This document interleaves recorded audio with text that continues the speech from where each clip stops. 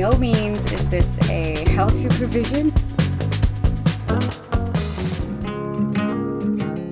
I'm Paige, and this is it. Together we share a dream of living with less and experiencing more. In 2020, we decided to leave our landlocked life behind and move aboard our sailboat, Sea Pearl. So far, we've found that living slowly and being self-reliant was just what our hearts were searching for. We've already been on some pretty amazing adventures, and we can't wait to see what the future has in store for us.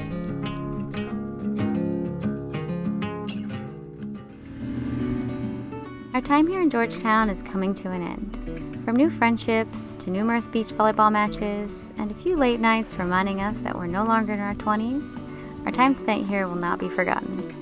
It's a pretty great place. So if you're ever in the area and the winds are in your favor, we recommend to stop here in Georgetown. We've been through a lot, but just wait. Wait for better days to come and carry us like wind in our sails. Hold on tight, I can smell the shore, it's right in front of us. If we just hold on tight, this vision that I saw is getting closer every dawn.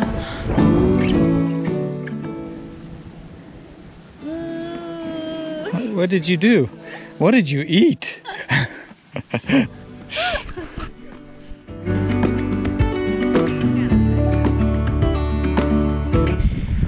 gonna make your own trail? We climbed the wrong hill. We're supposed to be over there. Oh, they're up there! Well, at least they made it. It says this is the trail because it looks slightly trampled. I mean, I don't think he's wrong, but okay. At least he has his 4x4 flip-flops on again. Always.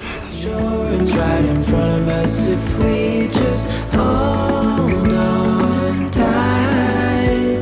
This vision that I saw is getting closer every dawn. We are dreamers of the shore when we can't. I don't think you're gonna climb that, Ed. You don't think you can climb this like a coconut tree? I would like to see you try. Just a slight shimmy? It looks great from here. Dreamers of the shore.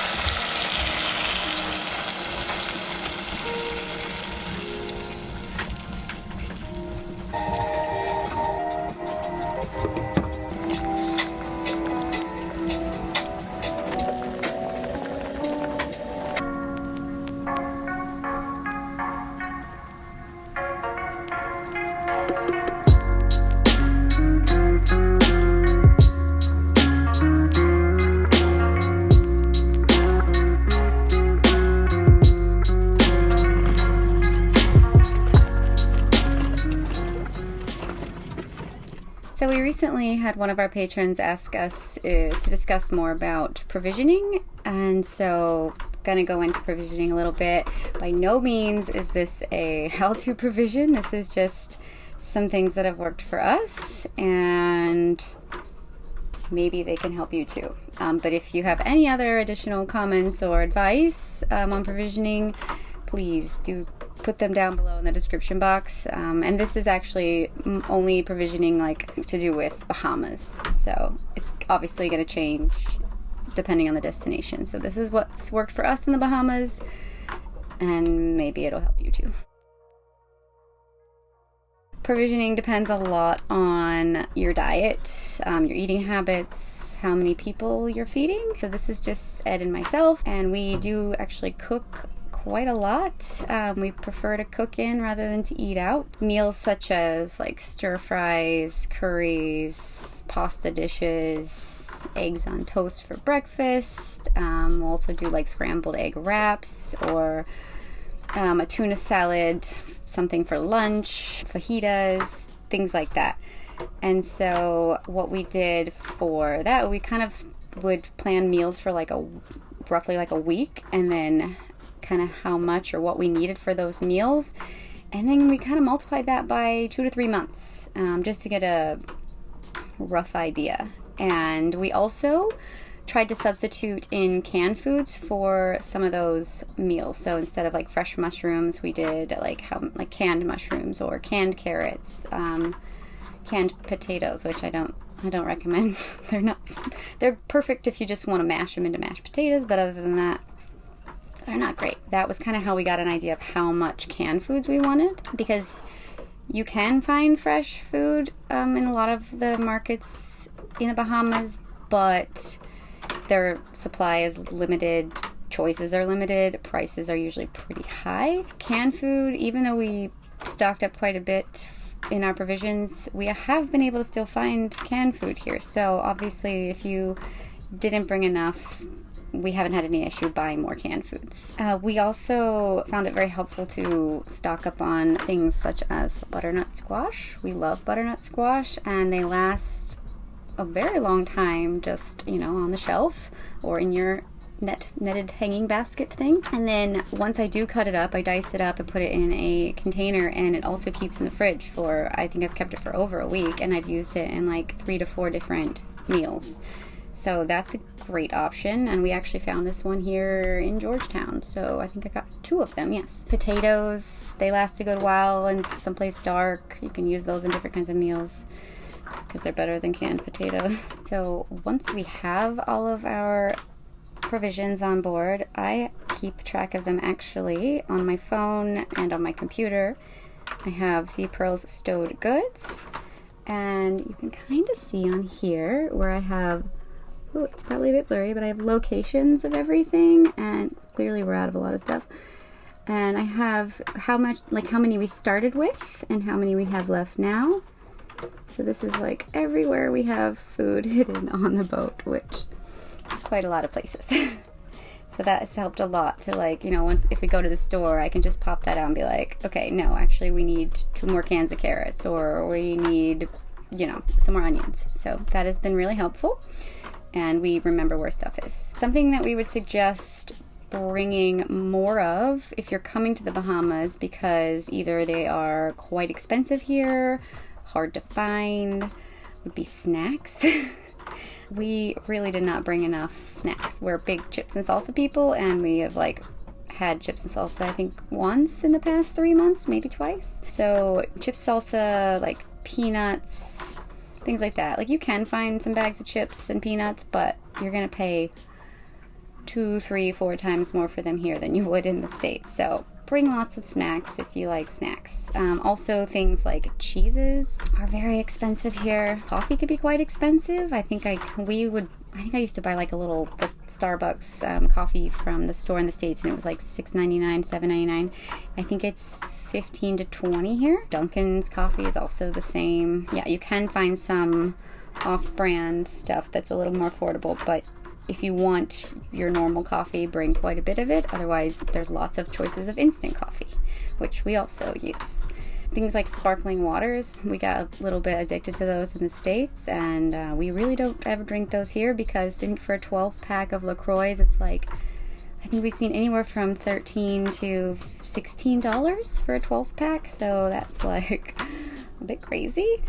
Sauces and condiments, I stocked up on stir-fry sauces and teriyaki sauce, things like that, before I left the States, because I saw a stir-fry sauce that I wanted. It was I think $4 somewhere else, and it was almost $11 in the store the other day. So maybe bring things like that to spice up your stir-fries. Things like lettuce. Lettuce is very expensive here. I think a bag of the 3 romaine hearts, the cheapest I've seen is $8.99. The most I think I've seen for that bag is $12.99. So And we also have a no cardboard, no boxed foods, paper wrapped foods of any kind on the boat because of bugs. So I feel like most people have heard of weevils. We have not had a weevil issue on our boat. We have seen them before on other people's boats, and weevils are a type of beetle. They're they're less than 6 millimeters in length, I believe. They're often found in rice, cornmeal, flour, and so those are actually already in the package themselves when you buy it. I learned this on the internet recently. The female actually will bore into the seed or grain, lie her egg, and then patch the hole up on her way out. And I have not found what makes these eggs eventually hatch, but maybe it has to do with the humidity environment. I'm not sure, but eventually they can hatch, and then your bag of rice or your flour will be infested with weevils. And no, that's gross. So, and then also we did have an issue though with, I believe are called paper bugs or book lice.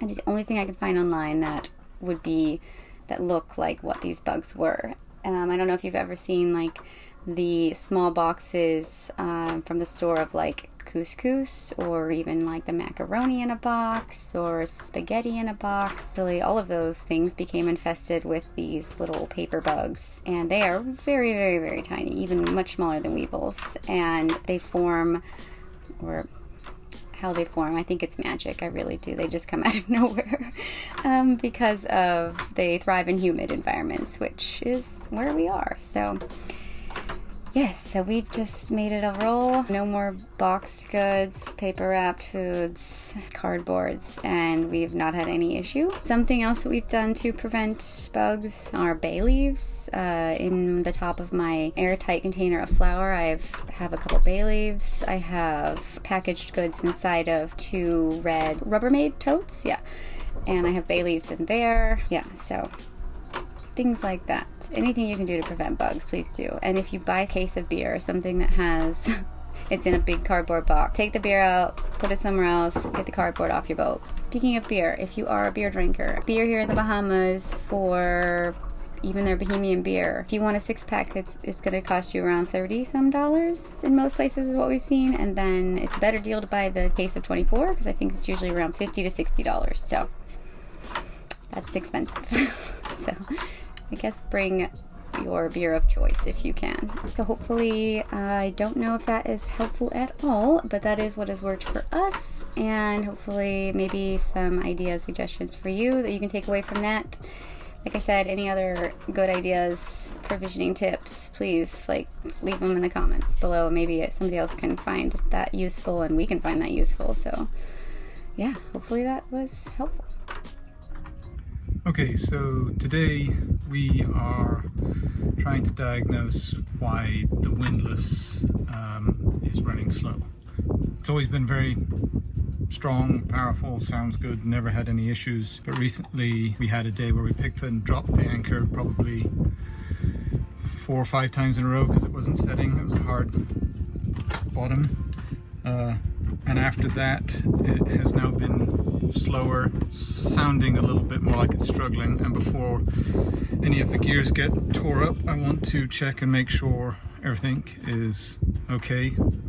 It may just need a good service. So that's what we're doing right now. Consulting it is a Maxwell Freedom 800 unit, and so consulting the manual and the troubleshooting section first, always to be a little bit on the safe side.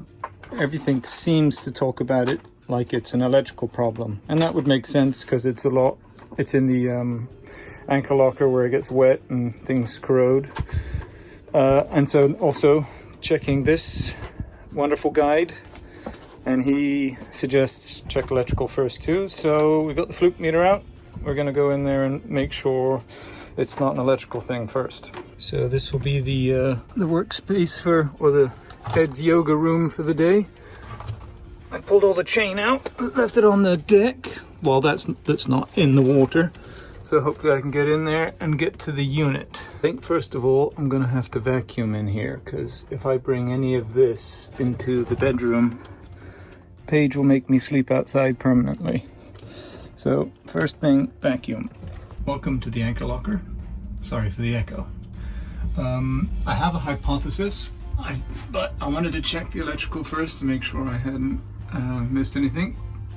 My hypothesis is this seal around the bottom here has leaked all the gear oil out. And the reason I think that is because there's been big chunks of gooey nastiness hanging on the bottom of this shaft. So now that I've checked the voltage and proved that there's all power going to all these terminals, like there should be, and there isn't massive voltage drop, I'm gonna go turn the breaker off so I don't shock myself, and then I'm going to inspect the gearbox and see if there's any gear oil in it. Next step. Oh, get out of the anchor locker. Okay, so hypothesis correct. There was nothing but salt water in the gearbox. Looks like the teeth on the gears are still okay, so maybe I caught it in time. Not much I can do here, so I'm just going to clean it. Some scoring has happened from the lip seal. Maybe that's why it's leaked. Maybe a heavy pull on the windlass or a jerk without having the snubber on dislodged it a little bit and just opened up enough to let some of the oil out. Anyway, I'm going to clean it as best I can and fill it with gear oil and put it back together and hope that it gets us through the next few months. On the top side now, I should be able to just pull this guy out and inspect the yeah. Okay. Good thing we did this. Okay, gonna clean this and find somewhere to put it. Doesn't get grease all over the boat. So you can see the worm gear is all filled with gunky crud. It's mixed with salt, the water, the grease and yeah, kinds of other chunks where seals have failed. I'm guessing that's probably a jerk load. It's just stressed it and opened it up maybe, and then just a slow ingress of salt water and grease has led to this.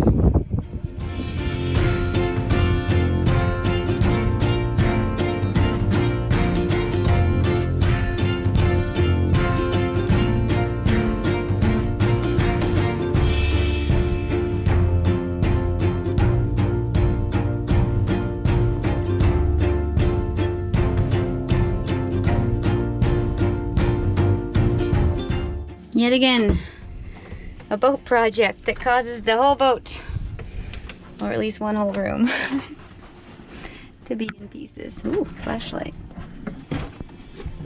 Oh my.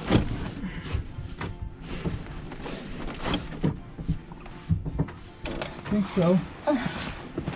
So, okay. Do you think it can come through here? Will it fit? Oh, that's heavy. Yeah. Oh my god. Hold on, I've got these things here I don't want to lose. No, my arm's strapped. I'm sorry, how are you gonna get out of that box? Good? Maybe. Hope so. You want me to take the box? Yeah, go for it. This is a good angle. There should be 3 of them. Yes. And another. Okay. Could you go up on deck and turn the top of the windlass? Mm-hmm. You might need to screw just the little star cap on it. Okay. Okay, once it's tight, once you turn it, it should be a little bit tougher to turn. You just, there you go. Slowly keep going. Stop a second, just a tiny bit more. Keep going, slowly. Going. Stop. Brilliant. I felt something click. Yeah.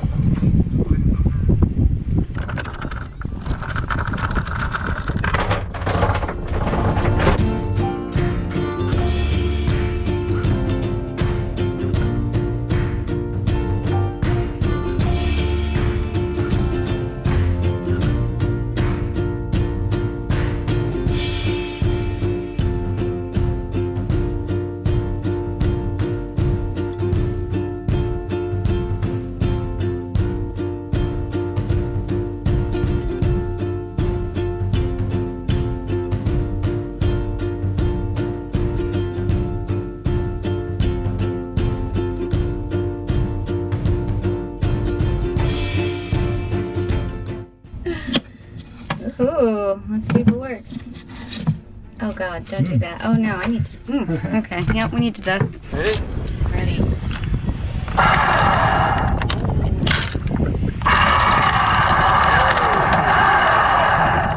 Sorry. We don't need my sound effects as well. Yeah, it sounds good. Job done. Well, good job. Now you gotta clean up. Have fun with that. Bye. Fishes can lay eggs in cardboard. The irrigated.